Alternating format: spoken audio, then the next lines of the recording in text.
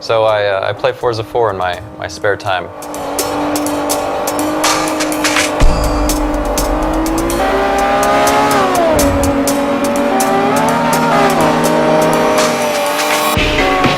They recently released a Lamborghini Aventador on it, and I really liked it. So I decided I wanted to shoot it. And so tomorrow, we're going to.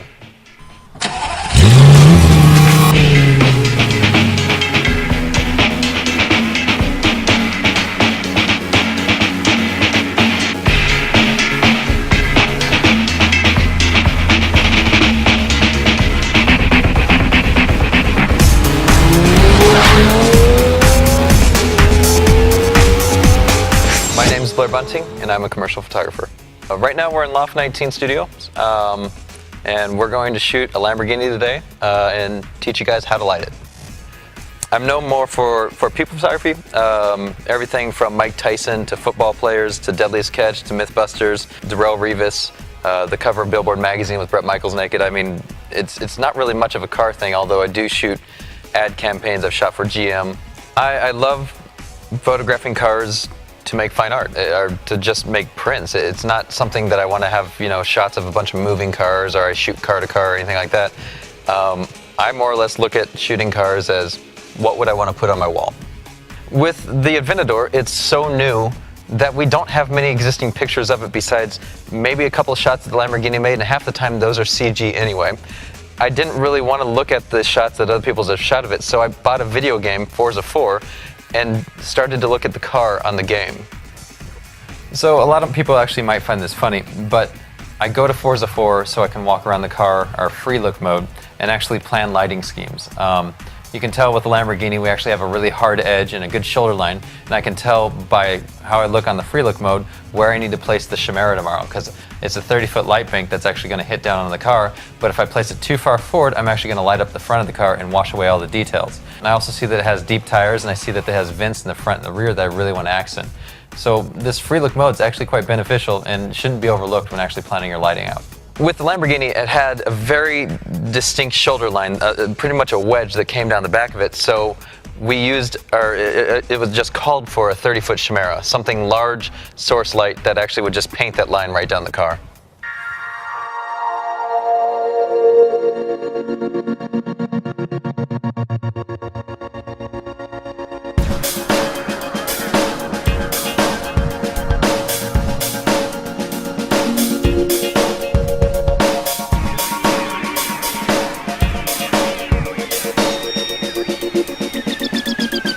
One easy way to really conceptualize how you're going to do your lighting on the car is to kind of look at this model car. It's not the exact car, but what you can see is when I hold the light here, you can see the shoulder line, and if I push it too far forward, it lights up the tires and everything becomes bland.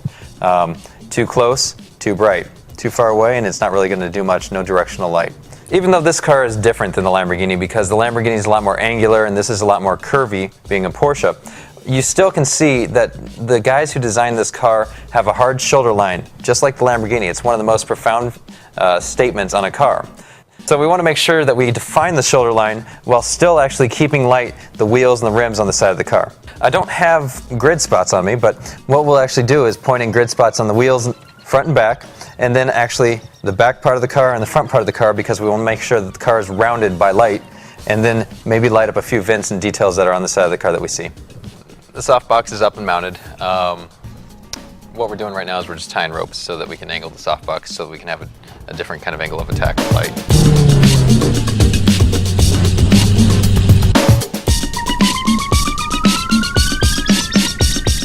Originally we had planned to just shoot a shot that out of camera, had that contrast, had a final feel, but if I was going to deliver that kind of file to my retoucher, I would have made his job a lot harder because he would have to go back into those shadows and create detail that didn't exist. So we decided we would actually light the car so all the detail is there for him to then work with and then actually be able to manipulate.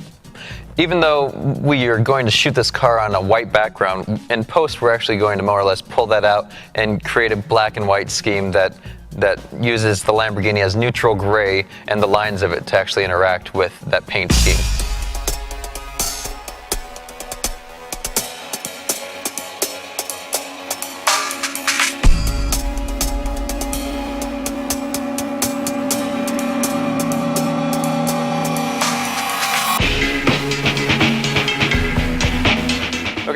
So what we're going to start with is just your overhead shot.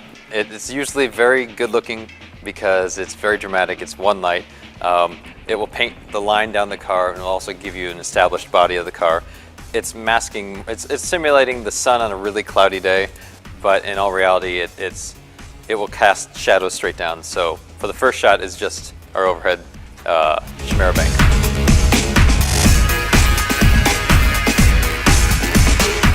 We're going to turn on this light to start to kick in the detail in the tire. The black is not going to actually pick up much detail because it's a painted black rim, but we'll start to get more detail on the brake and the brake caliper. So you'll see it in this shot.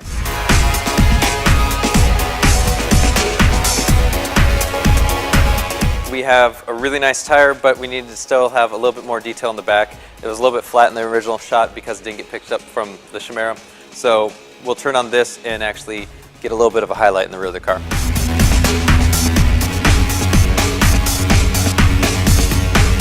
We're going to turn on this head and light up the tire. Again, same as the rear, it's going to have a little bit more light on the caliper, a little bit more light on the brake, but the wheel really doesn't take too much difference in texture because it's a black wheel.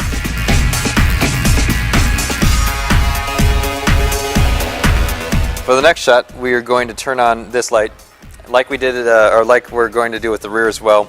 It's just going to light up the front of the car, giving a little bit to the headlight and then a little bit to the fin right here, and then also kind of emphasizing the air intakes on the front of the car.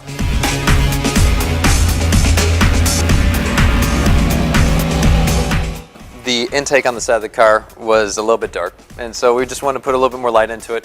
So we put this little guy here with a 20-degree filter or grid spot, and then it will just add in a little bit of light so that this air box actually has a little bit more depth to it.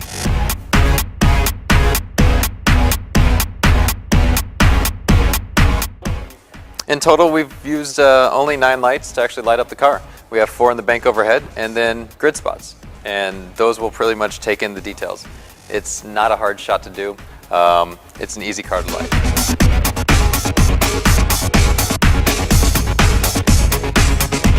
What do you do if you don't have $60,000 to throw away on a lighting kit or a Chimera or Profoto heads? You are not out of luck. You actually can do pretty much the exact same thing with a single light, a softbox. We just happen to have a battery-powered light right now, but you can do it with a 60-watt bulb plugged into a softbox on a stick. You just have to know what you're doing. You just really want to aim for the car's lines, and you want to just make really as smooth a sweep as possible. Is the outcome the same? No, but it's pretty damn close. I've shot cars like a Shelby Daytona Coupe and a Porsche 935 doing the exact same thing. One light on a stick and a light bulb.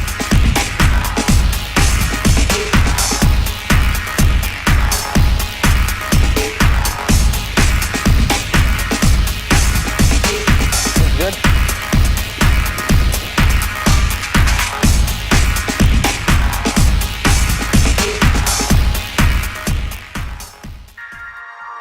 My name is Scott Dorman, and I'm the owner of Small Dog Image Works. It's a retouching studio based out of Atlanta, Georgia.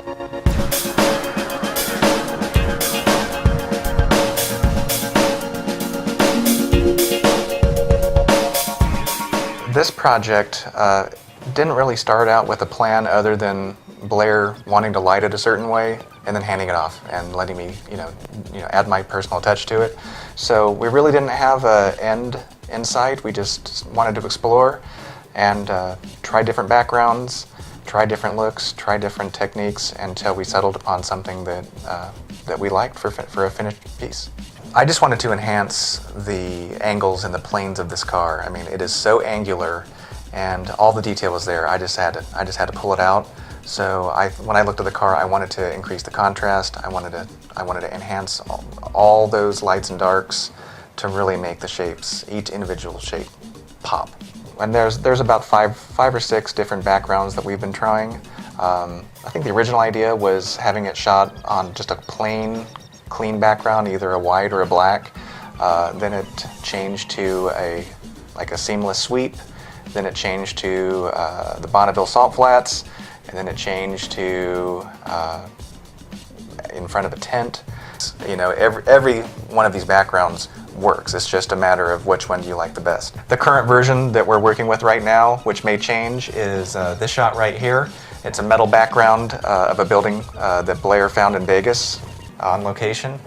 We don't have the ground. As you know, it was photographed in a studio on white, and our idea right now is to find a good piece of asphalt or a good piece of concrete, something that's nice and polished, that has the crisp edges that we're looking for to complete the image.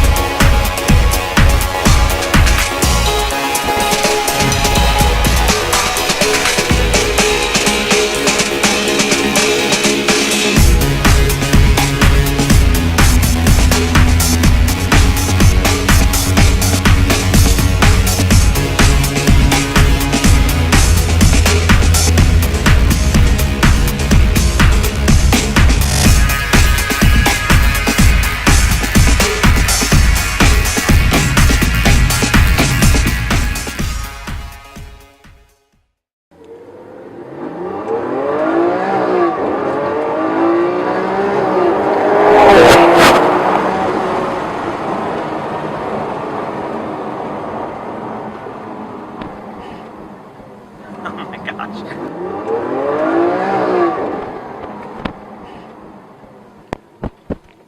It's a fast car. Then instantly it's like, oh, we are in danger mode here.